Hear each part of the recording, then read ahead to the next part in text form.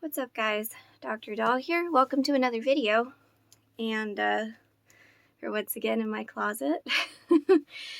So anyways, I want to do something a little bit different for this video.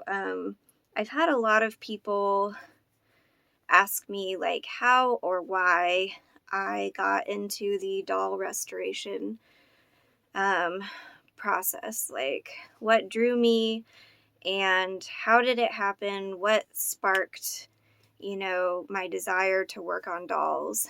And so I just decided to make a video about it and talk about it. I think I'm ready to. I think for a while I wasn't ready to talk about it, but I'm feeling a lot better these days. So I think I'm ready to just kind of share a little bit of personal stuff and just put it out there. So most people who know me or who have known me for a long time know that I'm, into music. I teach music. That's been my job for 17 years. And so this doll thing kind of just came out of the blue for a lot of people.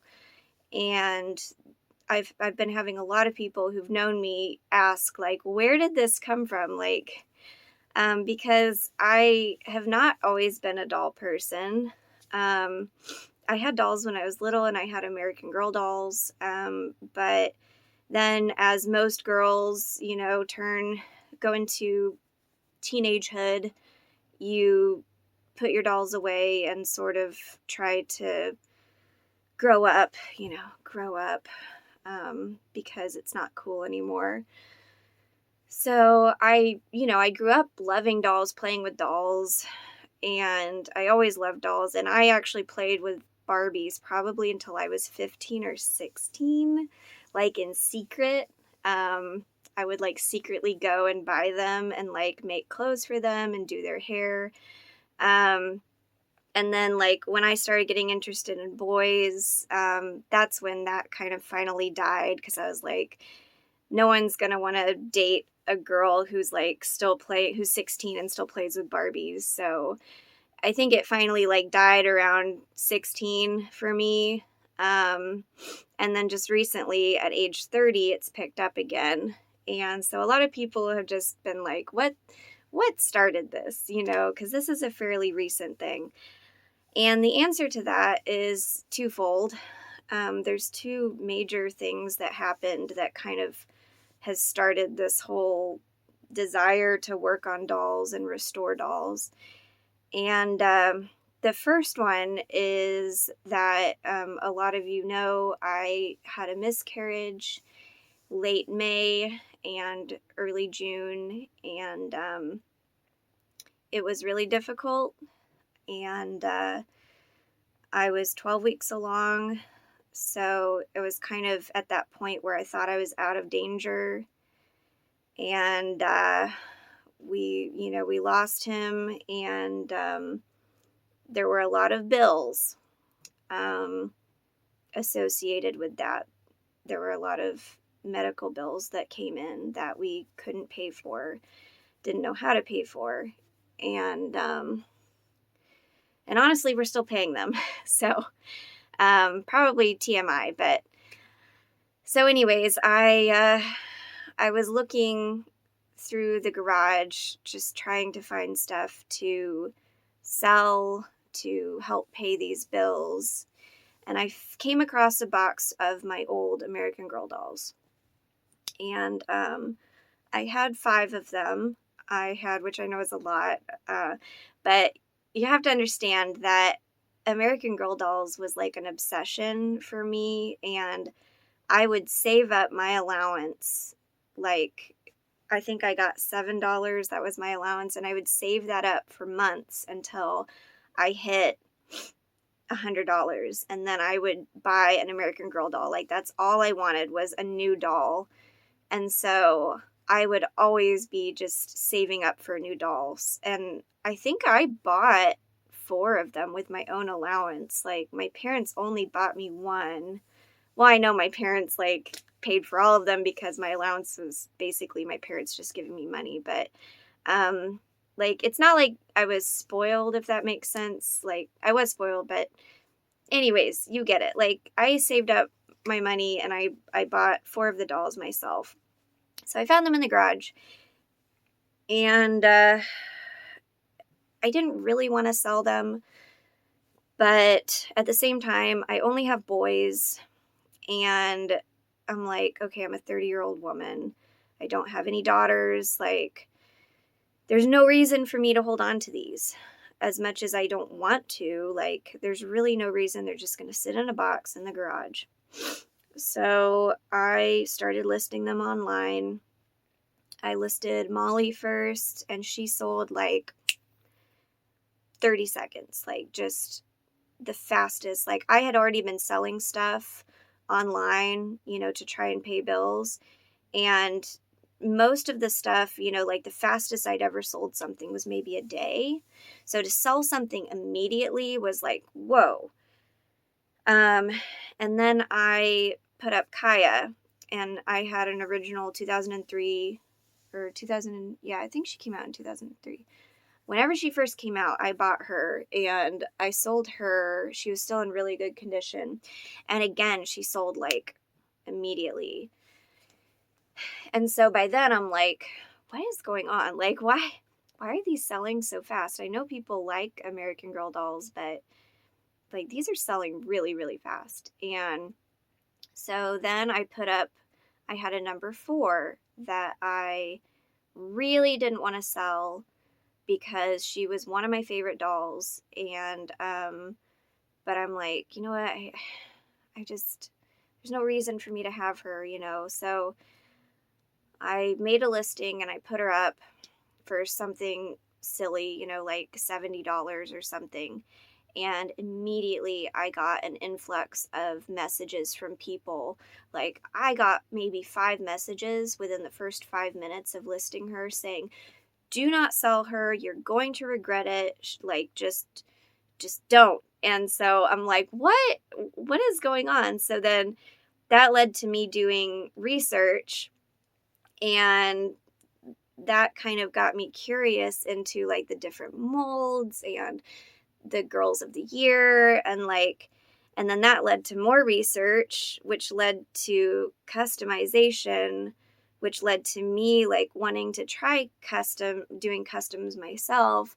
So that kind of like was one of the things that started this whole process, was me just like trying to make some money and selling my old dolls.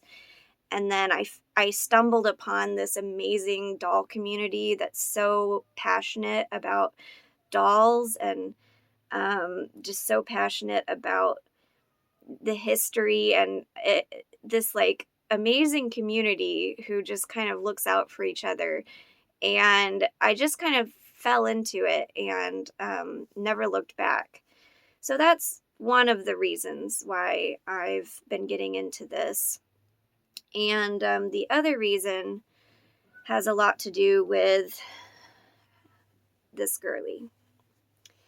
This is a F&B Patsy Ann Babyette doll.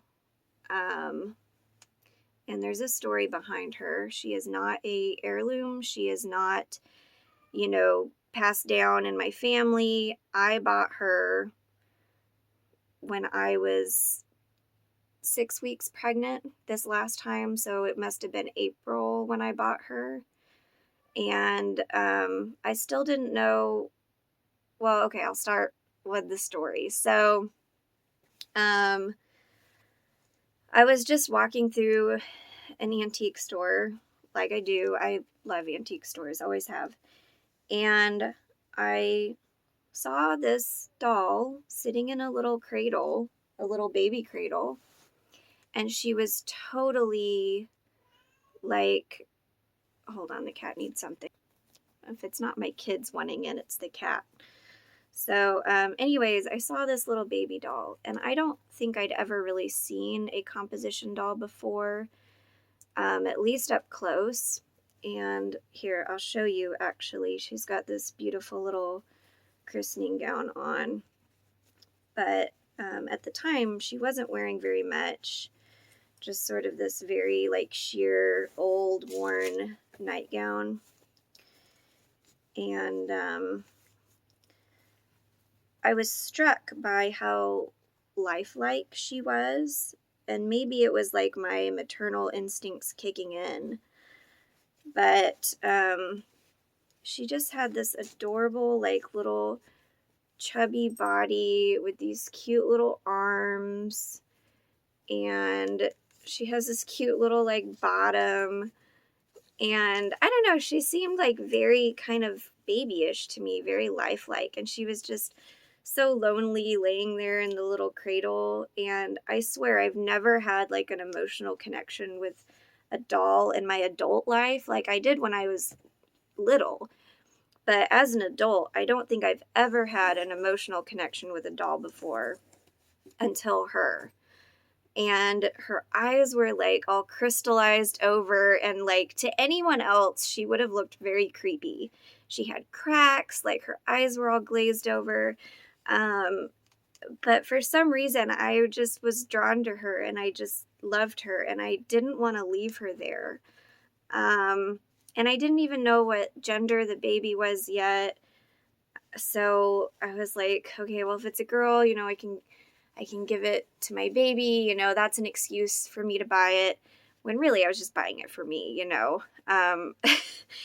But so anyways, I bought her. I think she was $30. And I had no idea what to do with her. She needed to be restored. And so I immediately started looking online for a professional to restore her. Because I wanted to make sure it was done by someone who knew what they were doing. I wanted a professional. I wanted someone who was really good. And I thought I found a professional. She had a very impressive website. She would have like before and after pictures, like very impressive like transformations. She said she did like fire damage, mildew damage, flood damage. I mean, she just seemed like a miracle worker. And I was like instantly sold. I'm like, okay, this is the woman I need. So I called her up and I'm like, hey, I have a doll. Can you fix her? And she's like, oh, absolutely, I can fix her. You know, I can da da da da da. And she's like tooting her own horn and acted like she could do it in her sleep. And so, excuse me. So she was like, oh, that'll be $575. And I know that any logical, sane person would have said, you're out of your mind. Have a nice day. But I felt so strongly that this doll needed to be restored. And I wanted so badly for her to be done correctly that I did it. I paid her $575. And now I was assuming that she would look perfect. I'm like, you know what? That's a lot of money for a doll, but she's a professional, clearly. You know, she has all these very impressive pictures. She has these so-called reviews, you know, that were very good.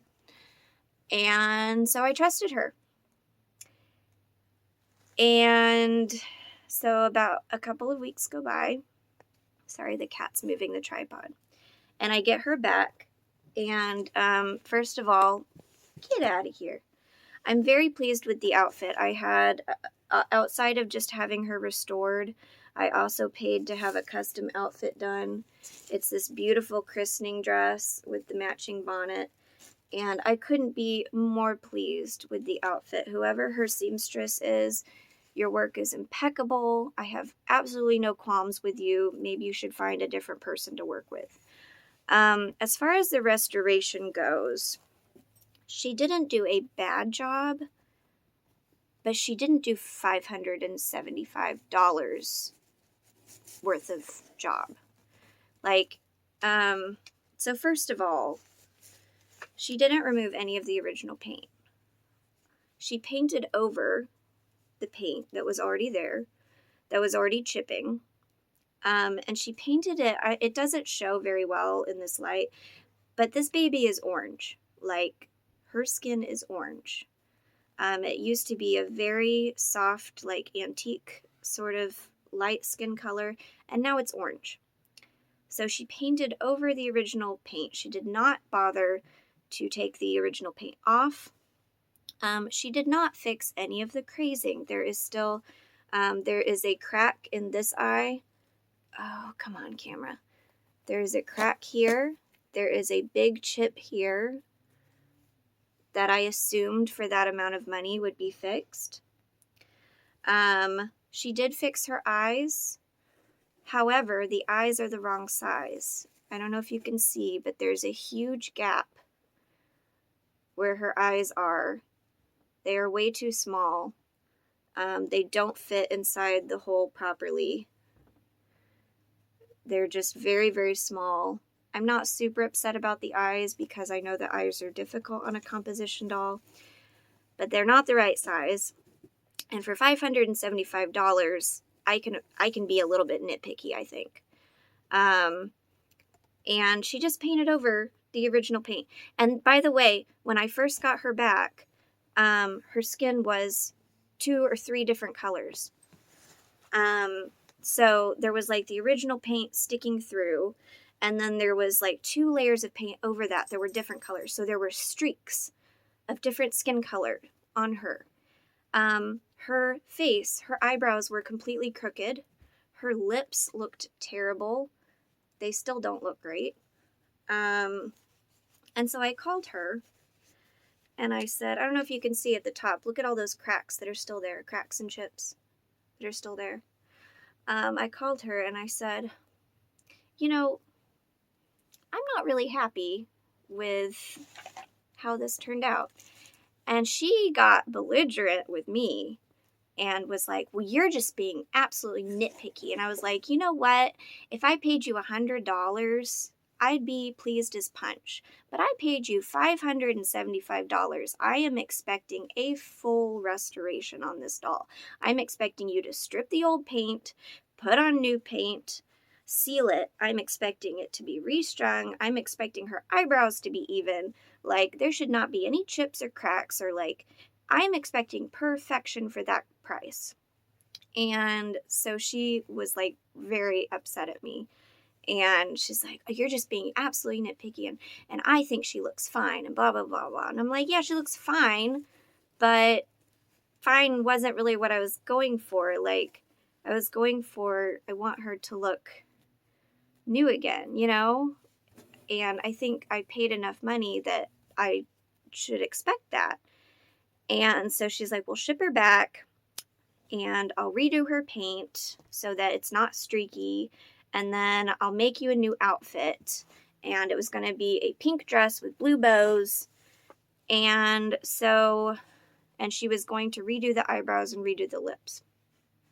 So anyways, she did fix the skin problem. So now instead of it being 3 shades of different skin colors, now it's just all orange. So at least it's one continuous skin color, even if it's a bad skin color. And her eyebrows were redrawn. However, they look awful. They look like someone drew them on, wiped them off, drew them on, wiped them off. And her lips are not even. Like, they're so spotty. So, and again, I asked her if she could fix the chipping. I knew nothing about dolls at this point. But I'm like, surely there's a way you can fix the chips and the cracks. And she's like, there's absolutely no way I can blah, blah, blah, blah, blah. And she was very defensive with me. But I'm like, so anyways, so that whole situation, I just felt, oh, and when she shipped her back to me, there was no second outfit. She was shipped back naked. So that second outfit she was going to make for me, you know, to smooth things over. Yeah, that never happened. But so that whole situation just kind of got me riled up because I felt this horrible injustice Like, this is a doll that I just found and bought, right? But she's doing this to people who are, they're giving her like their precious, like their grandmother's dolls, or like heirloom dolls, or maybe their childhood doll from 50 years ago that has really special memories. Like, people are giving her these precious dolls, and she is promising to completely make them new again and restore them. And she's charging a lot of money to do that. And for me, like, that's so wrong. That is so wrong to take advantage of people in on something that's so irreplaceable, a childhood doll, something that was someone's favorite toy, or maybe a family member's favorite toy, something that's so irreplaceable, and she's slapping on paint and charging people $600. And it really just kind of made me upset. And so that led to a whole rabbit trail of me researching doll restoration on my own, because ultimately I want to fix her. Now that she has been sloppily restored, I want to get to a point where I can fix her and make her the way that I want her to be and that I think she should be. And like I said, she didn't do a bad job. She just didn't do what she promised to do. And that to me is infuriating. It's low. I think it's low to prey upon people, because people are willing to spend a lot on something that is nostalgic and precious to them. Maybe someone died and all they have left of that person is their doll, and here she is taking advantage of that. And there's other people like her out there. There's tons of people saying, oh, I'm a doll hospital, I have a doll hospital, I repair dolls, when really all they do is slap on a cheap wig and call it good. I know so many, I've seen so many reviews of places that they call themselves doll hospitals and they say they work on anything and they can fix anything. And then the customers say all they did was slap on a $5 wig. And it's not okay. It's not. So, anyways, those are the two things that got me into this. Number one, just kind of researching American Girl stuff and going down that rabbit trail. And then also just having a bad restoration experience myself with a so-called doll restorer professional. And that kind of just led me to do what I'm doing now, which is trying to